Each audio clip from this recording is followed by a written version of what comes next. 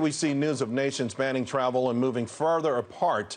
President Trump won on the platform of economic nationalism, where America first means bringing back investments and industries to this country.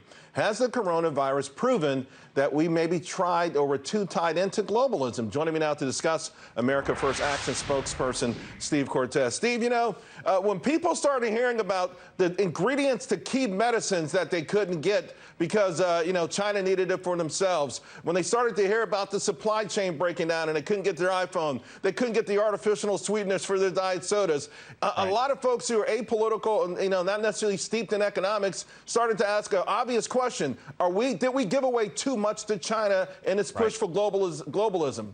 Right. No, Charles, for sure. Look, globalism clearly went too far. If I were to use a boxing metaphor, globalism is not yet knocked out, but it is wobbly, and it is getting a standing 8 count right now in the ring. And that's a good thing, ultimately, for the United States. Look, we never welcome, of course, a crisis like this because there's very real economic and human pain out there. But often in dark clouds, there's a silver lining. And I think part of the silver lining to this present crisis will be more onshoring, will be an acceleration of the trend that was already extant in the United States. And what I mean by that is an America First economic nationalism movement, bringing production back to the United States. That was already occurring, and it's very likely that it will accelerate dramatically now. It's important, as you mentioned, not just for our economic security, but also for our national security as a country. We cannot be dependent on foreign countries, particularly not a corrupt and unfair trade exploiter like China. It's interesting because if we hadn't had the trade war, the impact would be a lot more significant than it is right now. In the course of the last year, China went by far being our #1 trade partner, particularly in these imports, to #3. Could you imagine if this had happened a year earlier before those some of these trade restrictions went into practice?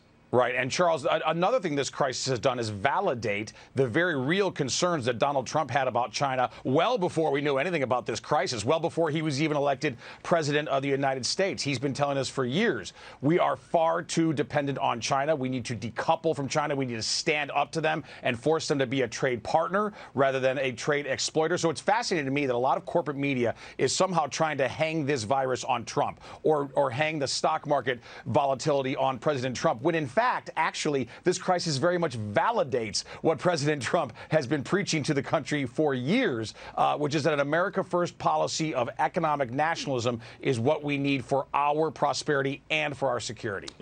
President Trump, of course, not being a traditional Republican is why we got some of these untraditional actions. Right now, there's a debate in D.C. on what should be done. If we're going to start printing money and the federal government's going to deploy some cash to this problem, should it be targeted at industries that are hurting so people can keep their jobs, or should it be targeted through taxes like a payroll tax where people will keep larger chunks of what they earn, but maybe it's not enough initially to move the economic needle? Charles, I prefer going the tax route. Rather than government engaging in sort of quasi-industrial policy and trying to pick the winners and losers, I think if you simply put more money in consumers' pockets, this is not a time for us to now worry about the deficit. By the way, we've been running deficits for years.